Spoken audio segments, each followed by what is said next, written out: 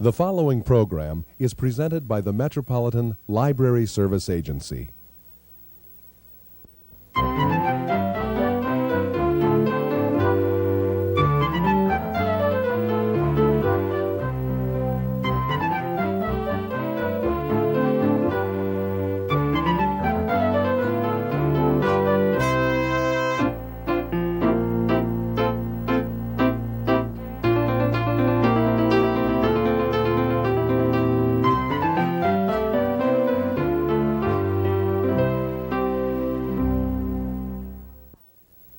One of the most exciting publishing trends in the last 5 years has been in fine quality books for babies and toddlers.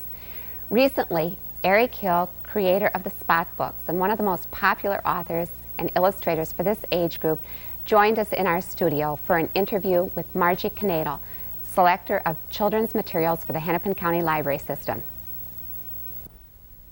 It's nice to have you here today with us, Nice Eric to be here. Hill.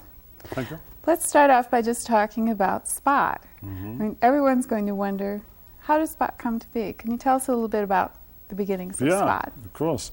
Or a This lot is about Spot? question that obviously comes up every time, and I must say that it's a very nice story because I wrote it, or designed it rather, as a parent. I had never done a children's book before. This was done when I was an artist in England, in London.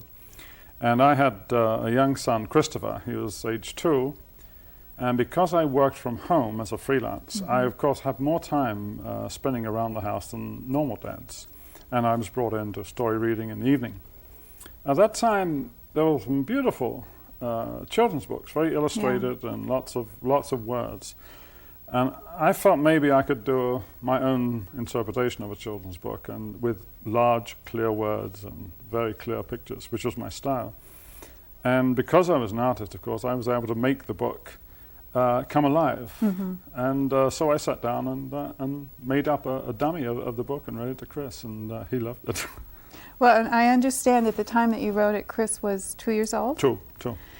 Which is an interesting point to me, because this book came out in 1980, which was just a time that there seemed to be a lot of focuses coming together, and it was just the time that there was a lot of publishing for the very youngest children. Yeah. Were you aware of this? No.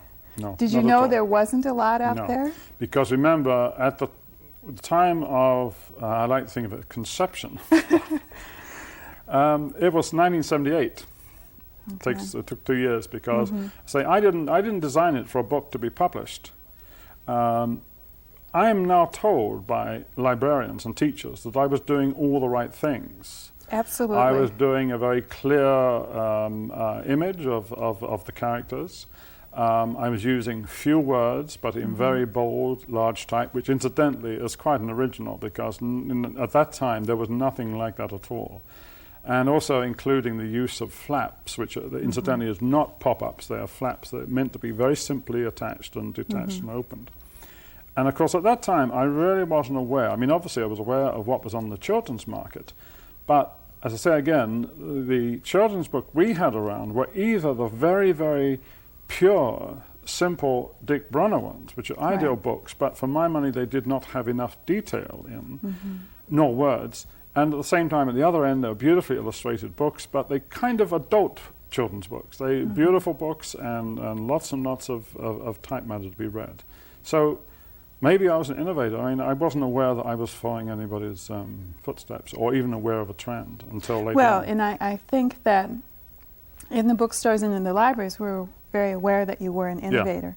This was something that we could offer to the very youngest children. We wanted to have things for infants on up, and suddenly Spot came on the market, and that was just perfect. He's and was an instant bestseller. Yeah, I mean, I it became understand number one. right away this was becoming something that was greatly in demand. So, of course, we had to know more about Spot. What happened then? Yeah, well, this is interesting because, as I say, I didn't intend to publish it. Then a friend said, well, show it to publisher's rep, so we got it into the publishing world, and it became a bestseller. At that time, obviously, it was just a one-off. There was Sally, the mum, looking for Spot. When people start saying, okay, what's next? It must be something. I thought, well, what am I going to do? I can't leave the poor little pup shut up in that basket for the whole of his life. And it was then that I realized that what I was doing, or what I should be doing, is reflecting the life of a young child. Which was really interesting in the first book. Spot was only in the very end, but right, Spot was obviously... Mummy was looking through, and the fun of the thing, you see, was the hide and seek and opening doors and looking thing, and then the joy of finding this little puppy right at the end. So I had to change things around. The next book, which was Spot's First Walk, it's centered on Spot himself. And I thought, okay, what is a young child going to find most interesting at the next stage? And that is, he would go out in the world and discover all those lovely things outside the front door, you know, like butterflies and a fence to climb through. And it's just the same way as a young child. They get taken out for, their walk in the park or something. They see beautiful things. They see clouds and they see balloons. Well, Spot does his version of that. That and this also was became following everything that was going on with Chris's life then. And, of course, in the end, he was a naughty little pup because he looked at a fish in the pond and fell in. And to him, that was it. That was the end of the day. And the interesting thing is that we started then doing the comments that Spot makes at the end of it. There's always kind of a played down comment. So Sally says, "What have you been doing?" And so, nothing, nothing much. And that set the tone, really, I think, for all the other Spot books that came along. Nice pup. Now, at first we just had Sally, and then we had Spot, and then we now have a father in this story. Sam, yeah. By the time Sam appeared, I was getting some very nice letters from parents and groups of people who were actually asking questions about Spot's family. I mean, it was very interesting to me. And one of the questions that came up was, well, is Spot a one-parent family? Oh. Well, my first reaction is, well, I just don't see any reason why not. But then I thought, well, I don't know, it'd be kind of nice to have a dad around. So I thought up that Spot's dad should be a working dog. He works on a farm, and so therefore he really is too busy to get involved in all these books that Spot is in. And the best time to introduce Spot would be on a vacation, which then follows a natural sequence with a family. So Sam made his first appearance in the beach book, and he then reappeared later on at the farm, because he works on the farm. Everything about Spot book, as much as I can, has a very natural sequence. Like you have birthdays and the Christmas and then visits to the beach and things like that. And more as we go on, it follows a family pattern. Well, one thing when you're talking about the development that I've noticed about the books is that in Where's Spot, he's very much a dog in a dog kind of activity. And as he progresses through the books, suddenly he's entering the sort of realms that a child would enter into, human kind of places. He goes to school, he goes to the beach, he goes to the circus. Can you talk about, was that a conscious effort, or did it just happen? Well, yes, it had to be a conscious effort, because this followed from the decision to mirror, if you like, a young child's life. And at that point, I really had to make a decision then about what Spot was going to be. Now, was that something that happened with the second book? When did you suddenly go, the second book, because you see, the first book, Where's Spot, is quite really on its own, because it was meant as a sort of little hide-and-seek entertainment, and the fun really was Sally looking through the house, seeing all these strange animals hiding all over the place, and then finally finding Spot.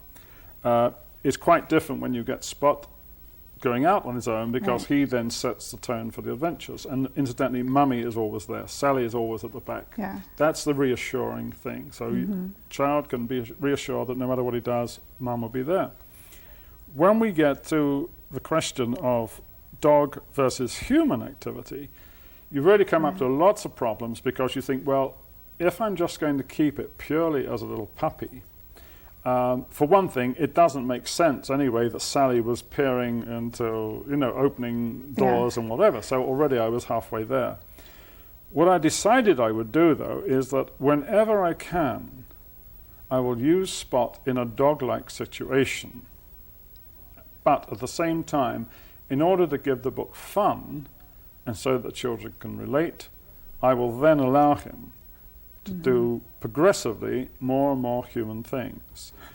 So therefore he will stand on his two legs and hold a Christmas parcel, for instance, Christmas. But wherever I can, I would try and put him in a puppy-like situation. For instance, when in Christmas also, when he's wrapping the gifts, I've shown him underneath you've seen puppies. I mean, they love, you know, the whole paper. And curiously enough, there isn't all that much difference between a young puppy and a young child at that stage. You know, they love messing around with things. Pulling the tinsel. And gradually, of course, I've had to widen it out a bit. So he goes to school. And I thought, why not? Why not? This is incidentally another instance where I brought in other animals. You see, he goes to school. And other people have said, well, why don't you have all dogs? You know, he's got a dog family. And I found this very boring. It also reflects the different nationalities that you're likely to come up against in schools today. You have a lot of mixed racial nations in schools. So I thought, okay, let's have a hippo and an alligator and a monkey. And they really reflect the kind of friends that our own children will come up against. And so it goes on. It's kind of a mixture. Another evolution that's gone on is now you have come out with some books without the flaps that are intended for children who are just beginning to read. Can you talk about how you made a progression from largely I tell you, from the very start, one of the things that I'm really most grateful is that there's been an enormous amount of participation from two sides. One, the parents of the child reader, and two, the libraries and the schools. And this was a suggestion that was made when I visited Australia a couple of years ago, when they said it would be lovely for all the young readers of spot books, the flat books, to have another story that they could actually start to develop their reading skills.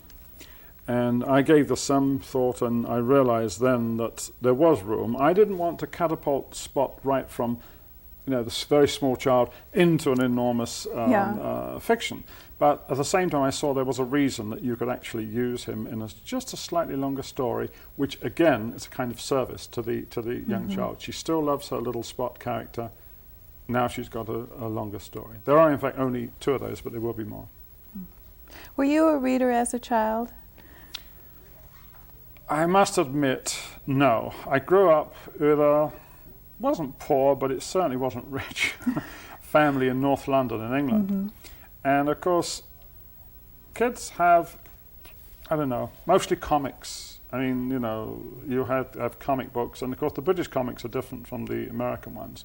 They're much more childlike. They don't have a lot of, you know, Superman and things like that. They were all centered on sort of young activities and childs. I gradually got introduced to books, but I must say I haven't come from a literary family. I just really and truly, I think, made my first introduction to books when, in fact, I started Spot. It really is. I As mean, a parent, I wasn't an author. I was an artist. I'd never written any kind of books, and certainly not children's books. So I like to think that I've had two lives. You know, pre-Spot and then after Spot. Do you see these as working into reading development for children? I see these as things as a librarian. Yeah.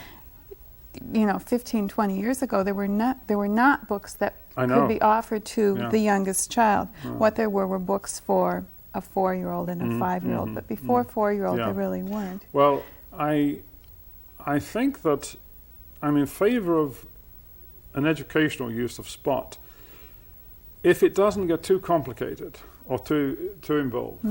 I think the beauty of Spot still is the simplicity, the clearness of the purpose, if you like. And their enjoyment. I mean, I don't mean to. Yeah, the fun.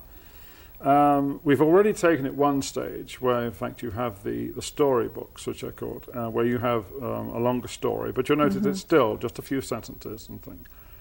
At the moment, I can't see the Spot story is being developed to any great extent further than that, but there's certainly a sideways movement, if you like. Incidentally, I've already done this with some merchandising work I've done for Spot in Great Britain, involving puzzles and educational items like flashcards and things like that, where in fact Spot has been very effectively used as an educational toy. The merchandising aspect, if you'd like to talk a little bit about it, Well, it's interesting how one thing leads to another. Let's talk about the fact that, as a sort of side of merchandising, I understand that we now have at least 50 languages and dialects that Spot has been translated into. Yeah, and more not than only 100 Spot, the other titles too. And the other ones also. How did this all come about? Was this an interest of yours? No. I always feel happier when the interest is shown from the other side. You know what I mean? You can. Yeah. There's a point. I think I've done my job, frankly, in thinking up the Spot family. What has pleased me most of all, and this goes for not only America but everywhere else, there has been no hype. There's been no big publicity push. And things have come very naturally from the right side. That is to say, other people have seen the possibilities for Spot, have seen the ways it could develop. The languages all came about purely by the books being shown at international book fairs. There are two of them. There will be one in Bologna in Italy in a few weeks' time, which is the major children's book exhibition, and another one in Frankfurt in Germany, which is a more general one, but they do have a large thing. They have all come from the individual foreign publishers saying, "Oh, we would like this book," and so the list grows. I mean, it's Well, I think that you hit at. There are a lot of reasons why there is co-publishing between different countries and translations into languages. You seem to have hit an absolutely universal experience with Spot. Yeah. That regardless of what the words would be, the story that is told through your pictures is something that anyone world round can identify with. I think that point is very interesting because although the words change, the pictures themselves do not. So therefore, one thing I thought was interesting is you changed the name of. I didn't.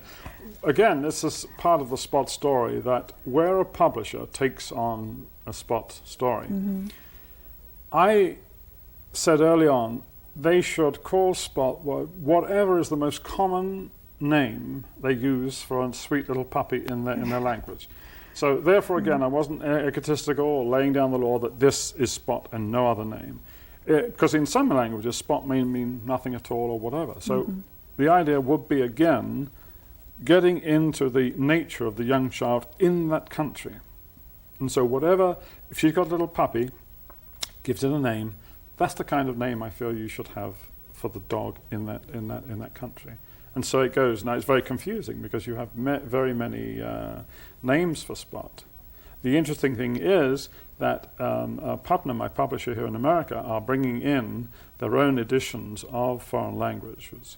And their intention, I'm sure, will be that as they expand their foreign use of the Spot books, they will change the name, of course, back to Spot. I have heard that you are going to be doing some television work with Spot. Is this? Yeah, I already have done. You have done? Yeah. It's appearing on BBC One television in England. It started last April as a series of 13 5-minute episodes. I'm very pleased about this, but this is interesting again because I held off. They wanted to do Spot on television for a few years, almost when the first book came out. And at that time, I could not see it. You know, all my whole life with Spot has been, I'm going cautiously. I do not want a sudden, wham, bam, explosion. After a while, though, I was convinced that they could do the right kind of rendering of Spot on television. I didn't want, loud noises, big, actions of skid, the way the dog comes and skids and, the whole thing. I wanted them to be very much like the books, quiet, simple, nice colours. And we were lucky enough to be introduced by the BBC to a production company. And in fact, I was working last year on this, and they've made the appearance. And shortly, I believe they will be appearing on cable television in America and also in video.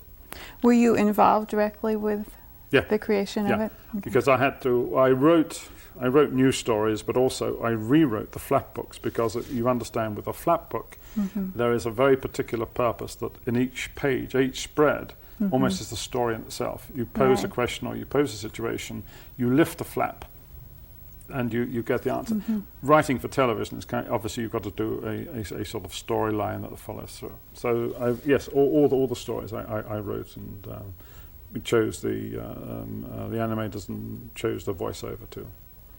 Now, we haven't talked very much about your background. Can you just give us a brief summary of what you did? Yeah, well, Spot is more interesting. Okay. Well, no, then I will Tell me, you are. Well, I know that you were a graphic designer, and I know that you were doing that freelance and that you'd worked in an advertising agency.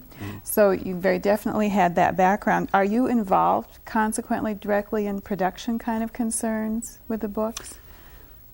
Well, obviously, I know what I'm doing when I'm drawing the artwork for the book. So therefore, I do everything. So therefore, I start with the cover. And one of the nice things about Spot books, I think, is the clarity of the covers. I mean, they stand out. Without a doubt, if I hadn't have been a graphic designer or artist, irrespective of whether I've been a good children's book writer or whatever, they would undoubtedly have got a designer in to do it. I do the whole thing. So to that extent, it has paid off. I am involved in the production, and in every way, I'm concerned if any advertisements go out or if any kind of other material. I always want to see it and be sure it's right. So you don't send it off and cross your fingers at all? Yeah. No way. Where do you do your work now? I live in Arizona, in Tucson, just outside Tucson. I have a house built there, and I work from home. I've got a studio, and it's surrounded by drawings from children who send me very nice, mainly schools and individual children. And at the moment, I've got a beautiful selection pinned up right in front of me. I have no windows. I just look out of these drawings.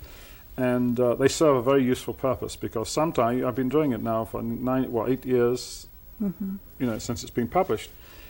You can tend to get a little bit too sophisticated.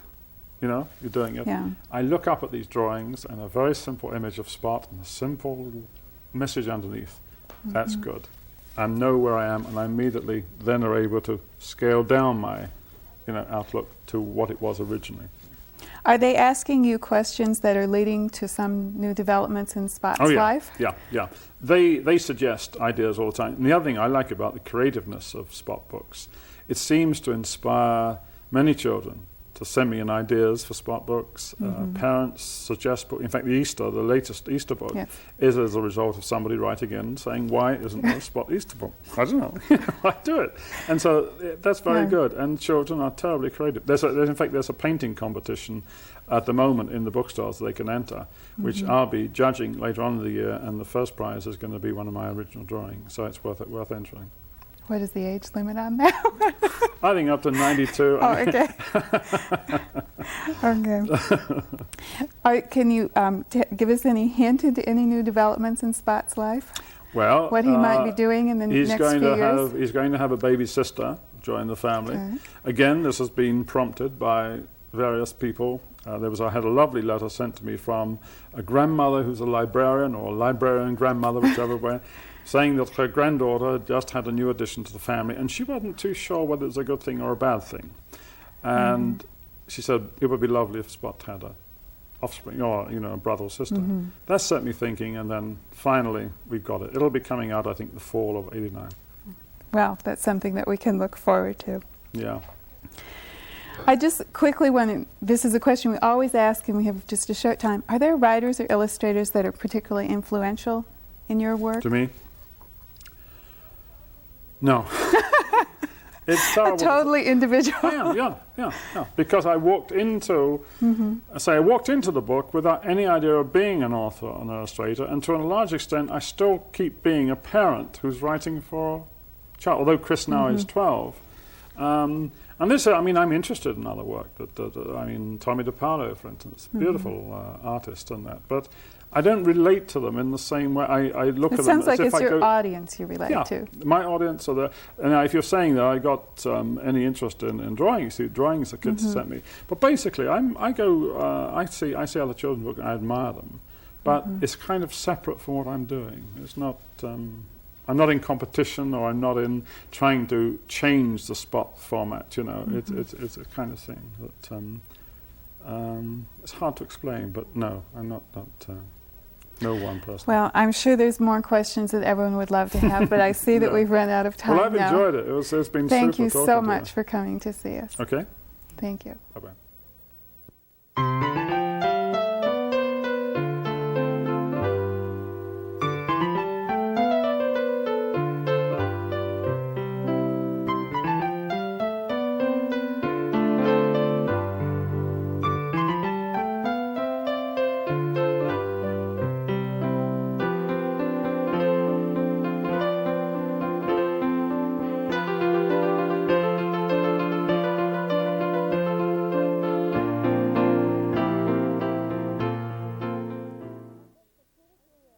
I think spot books are good for 2 to 3 year olds because little kids around that age like to read books that have flaps to look behind, like this one. Spot books have that. Spot books are very colorful. Spot books have big lettering. Spot books have animals in them. And at that age, kids are interested in animals. The books have very cute pictures. Spot books have all the qualities that little kids want in books. Aimee and Gustav Masure with a very special review of the Spot books by Eric Hill on All About Kids.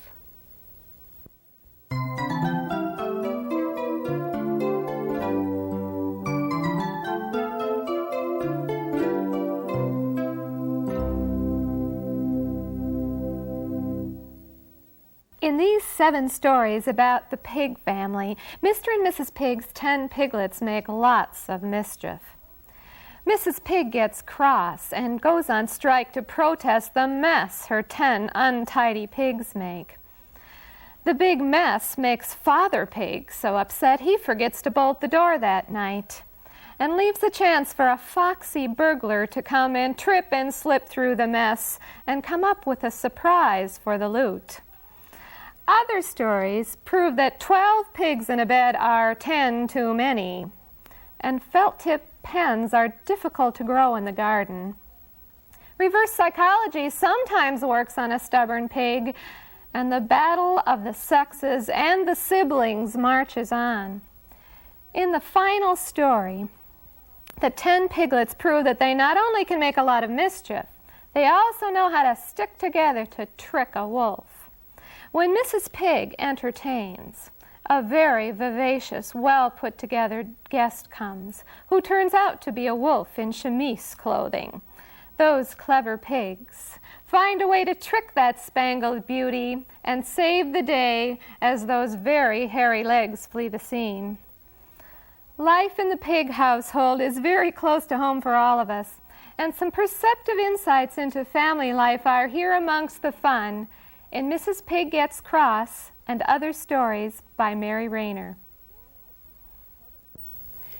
Nan Nystrom-Hilk, Children's Services Librarian at the Maple Grove Community Library, reviewing Mrs. Pig Gets Cross and Other Stories by Mary Rayner. Join us again on All About Kids.